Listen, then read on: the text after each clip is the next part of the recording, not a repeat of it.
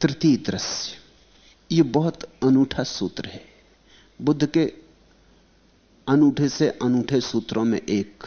इसे खूब ख्याल से समझ लेना। प्रभात वेला, आकाश में उठता सूर्य, आम्रवन में पक्षियों का कलरव, भगवान जेतवन में बिहरते थे। उनके पास ही बहुत से आगंतुक भिक्षु भगवान की वंदना कर एक ओर बैठे थे। उसी समय लव कुंठक भद्दी स्थिवर भगवान से विदा ले कुछ समय के लिए भगवान से दूर जा रहे थे। उन्हें जाते देख भगवान ने उनकी ओर संकेत कर कहा, भिक्षुओं, देखते हो इस भाग्यशाली भिक्षु को? वह माता पिता को मारकर दुख रहित होकर जा रहा है। माता पिता को मारकर? वे भिक्षु भगवान की बात सुनकर चौंके। चौंककर एक दूसरे का मुंह देखने लगे कि भगवान ने यह क्या कहा? माता पिता को मारकर दुख रहित होकर जा रहा है। इस भाग्यशाली भिक्षु को देखो। उन्हें तो अपने कानों पर भरोसा नहीं हुआ। माता पिता की हत्या से बड़ा तो कोई और पाप नहीं। भगवान ये क्या कहते हैं? कहीं कुछ चूक है। या तो हम सुनने में चूक गए या भगवान कहने में चूक गए। माता पिता के हत्यारों को भाग्यशाली कहना, यह कैसी शिक्षा है? भगवान होश में है? अत्यंत संदेह और विभ्रम में पड़े उन्होंने भगवान से पूछा, तथागत क्या कह रहे हैं? ऐसी बात न तो आंखों देखी न कानों सुनी। भगवान ने तब कहा, इतना ही नहीं, इस अपूर्व भिक्षु ने और भी हत्याएं की, और बड़ी सफलता से और बड़ी कुशलता से। हत्या करने में इसका कोई सानी नहीं है। भिक्षुओं, तुम भी इससे कुछ सीख लो। तुम भी इस जैसे बनो और तुम भी दुख सागर के पार हो जाओगे। भिक्षु ने कहा, आप कहते क्या हैं? हत्यारे की प्रशंसा कर रहे हैं? और बुद्ध ने कहा, इतना ही नहीं भिक्षुओं, इसने अपनी भी हत्या कर दी है। यह आत्मघाती भी है। यह बड़ा भाग्यशाली है। और तब उन्होंने ये सूत्र कहे, मातरम पितरम हंतवा राजानो द्वेचा खत्तिये रठम सानुचरम हंतवा अनिगो याति ब्राह्मणो मातरम पितरम हंतवा राजानो द्वेचा सोथ्ये वैयज्ञ पंचमम हंतवा अनिगो याति ब्राह्मणो। माता अर्थात तृष्णा। बुद्ध कहते हैं, सारे जीवन का जन्म तृष्णा से हुआ है। माता अर्थात तृष्णा, पिता अर्थात अहंकार। दो क्षत्रिय राजाओं अर्थात शाश्वत दृष्टि और उच्छेद दृष्टि, आस्तिकता और नास्तिकता, और उनके अनुचरों को सारे शास्त्रीय सिद्धांतों को, और उनके साथ सारे राष्ट्र को, आसक्तियों सहित अपने भीतर के सारे संसार को मारकर यह ब्राह्मण निष्पाप हो गया है। माता पिता दो सोत्रीय राजाओं और व्याघ्र पंचम को मारकर ब्राह्मण निष्पाप हो जाता है। समझने की कोशिश करें। तृष्णा को कहा बुद्ध ने मां। तृष्णा है स्त्रीण, इसलिए स्त्रियां ज्यादा तृष्णातुर होती पुरुष की बजाय। स्त्रियों की पकड़ वस्तुओं पर, धन पर, मकान पर बहुत होती, तृष्णातुर होती। और स्त्रियां ईर्षा से बहुत जलती। किसी ने बड़ा मकान बना लिया, किसी ने नई साड़ी खरीद ली। तृष्णा स्त्रीण है, अहंकार पुरुष है। पुरुष को कष्ट होता है तभी जब किसी का अहंकार बढ़ता देखने लगे। जब उसके अहंकार को चोट लगती तब वो बेचैन होता है। वस्तुएं चाहे ना हो मगर प्रतिष्ठा हो। प्रतिष्ठा के लिए सब भी छोड़ने को तैयार होता है पुरुष, मगर प्रतिष्ठा छोड़ने को तैयार नहीं होता। मैं कुछ हूं ऐसा भाव रहे तो वो सब छोड़ने को तैयार है। भूखा मर सकता है, उपवास कर सकता है, अगर लोगों को ख्याल रहे कि महातपस्वी है। नंगा खड़ा हो सकता है, धूप ताप सह सकता है, बस एक बात भर बनी रहे कि यह आदमी गजब का है। पुरुष की जड़ उसके अहंकार में, इसलिए स्त्री की जड़ उसकी तृष्णा में। तृष्णा शब्द भी स्त्रीण है, अहंकार शब्द भी पुरुषवाची है। यह पुरुष का रोग है अहंकार, और तृष्णा स्त्री का रोग है। इन दोनों के मिलन से हम सब बने हैं। ना तो तुम पुरुष हो अकेले, ना तुम स्त्री हो अकेले। जैसे मां और पिता से तुम्हारा जन्म हुआ, आधा हिस्सा मां ने दिया है तुम्हारे शरीर को, आधा हिस्सा तुम्हारे पिता ने दिया है। कोई पुरुष एकदम शुद्ध पुरुष नहीं है, क्योंकि मां का हिस्सा कहां जाएगा, और कोई स्त्री शुद्ध स्त्री नहीं है, क्योंकि पिता का हिस्सा कहां जाएगा। दोनों का मिलन है। ऐसे ही चित्त बना है तृष्णा और अहंकार से। स्त्रियों में तृष्णा की मात्रा ज्यादा, पुरुषों में अहंकार की मात्रा ज्यादा, भेद मात्रा का है, और दोनों महारोग हैं, और दोनों को मारे बिना कोई दुख से मुक्त नहीं होता। इसलिए बुद्ध ने बड़ी अजीब बात कही कि अपनी माता पिता को मारकर दुख से मुक्त हो गया। देखते इस भाग्यशाली भिक्षु को, इसकी तृष्णा भी नहीं रही, ये कुछ पाने को उत्सुक भी नहीं है, और इसका कोई अहंकार भी नहीं रहा, इसकी कोई मैं की घोषणा भी नहीं रही। यह शून्यवत हो गया है, जैसे है ही नहीं। इसने अपने को पहुंच लिया। इसलिए बुद्ध कहते हैं इतना ही नहीं, इसने अपना भी आत्मघात कर लिया। अब ख्याल करना, अगर हमारे जीवन की सारी दौड़ अहंकार और तृष्णा से बनी है, तो जिस दिन अहंकार और तृष्णा समाप्त हो जाएगी, उसी दिन हमारा जीवन भी समाप्त हो गया, आत्मघात भी हो गया। इसलिए तो बुद्ध पुरुष कहते हैं कि जिस व्यक्ति ने तृष्णा और अहंकार छोड़ दिया, उसका दोबारा जन्म नहीं होगा, वो संसार में फिर नहीं आएगा, उसका फिर पुनः आगमन नहीं है। उसने जीवन का मूल स्रोत ही तोड़ दिया। वो महाजीवन में विराजेगा, आकाश उसका घर होगा, निर्वाण उसकी नियति होगी। इतना ही नहीं, बुद्ध कहते हैं माता पिता को, दो क्षत्रिय राजाओं को, यह भी बड़ी अनूठी बात है। बुद्ध कहते हैं आस्तिकता और नास्तिकता, ये दो राजा हैं दुनिया में। कुछ लोग आस्तिक बन के बैठ गए हैं, कुछ लोग नास्तिक बन के बैठ गए हैं। कुछ के ऊपर आस्तिकता का राज्य है, कुछ पे नास्तिकता का राज्य। दोनों से मुक्ति चाहिए, क्योंकि जो है उसे ना तो हां में कहा जा सकता और ना में कहा जा सकता। जो है वो इतना बड़ा है कि हां और ना में नहीं समाता। इसलिए बुद्ध से जब कोई पूछता है ईश्वर है, तो वे चुप रह जाते, वे कुछ भी नहीं कहते। बुद्ध से कोई पूछता है आप आस्तिक हैं, तो चुप रह जाते, नास्तिक हैं तो चुप रह जाते, क्योंकि वो कहते हैं कि अस्तित्व इतना विराट है कि हां और ना की कोटियों में नहीं समाता। हां कहो तो भी गलती हो जाती, ना कहो तो भी गलती हो जाती। हां और ना दोनों इसमें समाहित है। कोई कोटियां मन की काम नहीं आती। इसलिए मन की सारी विभाजक कोटियों से मुक्त हो गया। दो क्षत्रिय राजाओं को भी इसने मार डाला है। हम अक्सर विभाजन में पड़े रहते हैं। कभी तुम कहते हो दुख, कभी तुम कहते हो सुख, विभाजन हो गया। कभी तुम कहते हो मैं पुरुष, कभी तुम कहते हो मैं स्त्री, विभाजन हो गया। जहां जहां दो का विभाजन है, वहां वहां तुम मन के प्रभाव में रहोगे। द्वैत यानी मन। और जहां दोनों गिरा दिए, तुम चुप हो गए। मौन यानी मन के पार हो जाना। मौन मन के बाहर हो जाने की स्थिति है। मौन अद्वैत है। इसने दो राजाओं को मार डाला है, उनके अनुचरों को भी मार डाला है। सब सिद्धांत, सब शास्त्र, सब फिलॉसफी इसने आग लगा दी। अब न ये सोचता, न ये विचारता, अब तो ये शून्य निर्विचार में ठहरा है। इसने सारे राष्ट्र को ही मार डाला है। इसने अपने भीतर के सारे संसार को ही उखाड़ डाला है। ख्याल करना, तुम्हारा संसार तुम्हारे पड़ोसी का संसार नहीं है।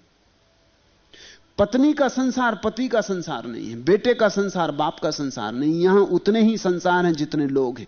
हर आदमी अपने संसार में रह रहा है। हर आदमी ने अपने मन का विस्तार किया हुआ है, वही उसका संसार है। बुद्ध कहते हैं इसने सारे अपने भीतर के जगत को ही जला के राख कर दिया, तो यह ब्राह्मण निष्पाप हो गया है। माता पिता, दो क्षत्रिय राजाओं, व्याघ्र पंचम को मारकर ब्राह्मण निष्पाप हो जाता है। 5 शत्रु हैं जो मनुष्य को काटे डालते हैं। चाहे उनको पंचेंद्रियां कहो या 5 शत्रु कहो, 5 प्रकार की काम वासनाएं कहो, लेकिन 5 शत्रु हैं जो मनुष्य को काटे डालते हैं। ये उन 5 को भी मारकर, हत्या का ऐसा अद्भुत अर्थ स्वभावतः भिक्षु चौंक गए होंगे जब पहली दफा सुना होगा कि मां बाप को मारकर यह दुख से मुक्त हो गया है। उन्होंने पूछा,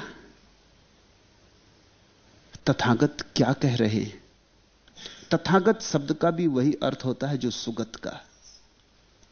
सुगत का अर्थ होता है जो भली भांति चला गया, जो इस जमीन पर दिखाई पड़ता है लेकिन अब यहां जिसकी चेतना नहीं है।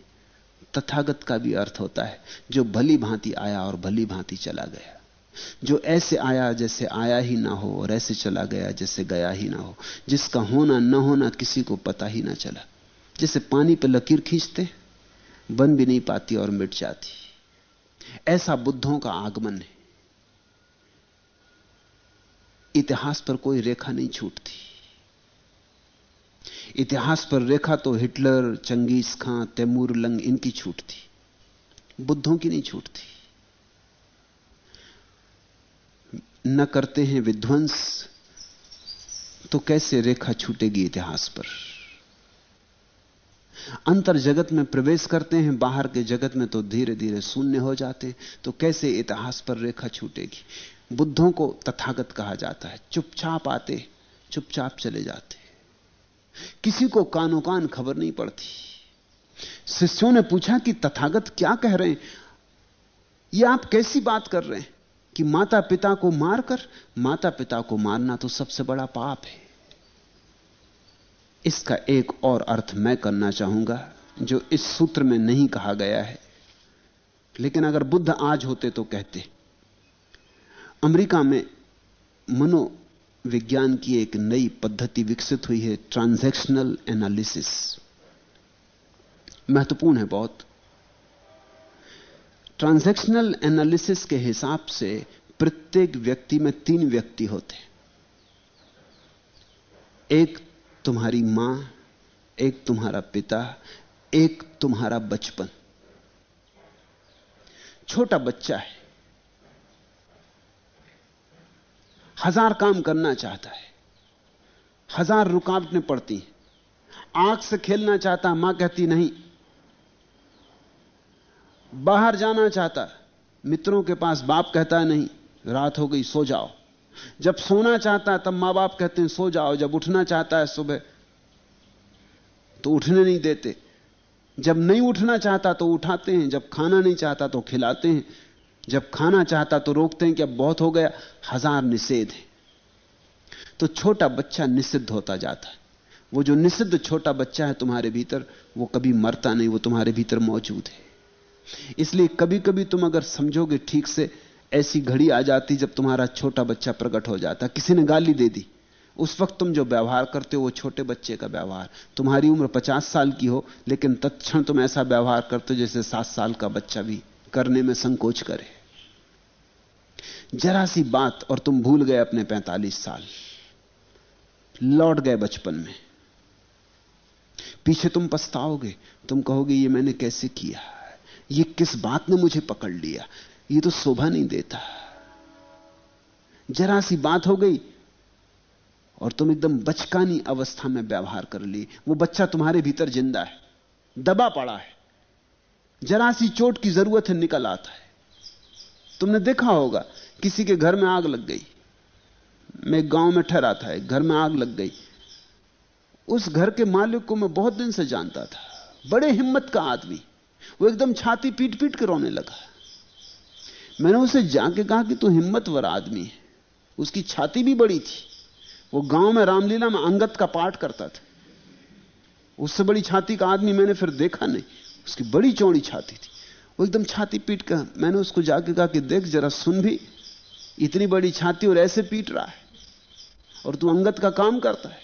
मकान में ही आग लग गई है ना। वो मुझसे बोला ज्ञान की बातें अभी नहीं, मुझे मत छेड़ो। अरे मैं मर गया। और वो फिर पीटने लगा कि मैं मारा गया, मैं लुट गया। छोटे बच्चे जैसा, जैसे छोटा बच्चा पैर पटकने लगता और चिल्लाने लगता। तुमने कभी ख्याल किया, छोटे बच्चे का एक लक्षण होता है, वो किसी भी चीज को चाहता तो अभी चाहता, इसी वक्त चाहता। आधी रात में आइसक्रीम चाहिए तो अभी चाहिए। वो मान ही नहीं सकता कि कल पर छोड़ा जा सकता। क्यों कल पर, अभी क्यों नहीं? तुमने अपने चित्त में भी ये वृत्ति देखी? कई बार सिर मारती, एक कार रास्ते से गुजरती देखी और तुम कहते हो अभी चाहिए, इसी वक्त चाहिए, चाहे अब घर बिक जाए, चाहे झंझट में पड़ जाओ, चाहे कर्ज लेना पड़े, चाहे जिंदगी भर चुकाने में लग जाए कर्ज, मगर इसी वक्त चाहिए, अब तो लेना ही है। अमेरिका इस समय दुनिया में सबसे ज्यादा बचकाना देश है। तो हर चीज इंस्टेंट, इंस्टेंट काफी, हर चीज इसी वक्त चाहिए।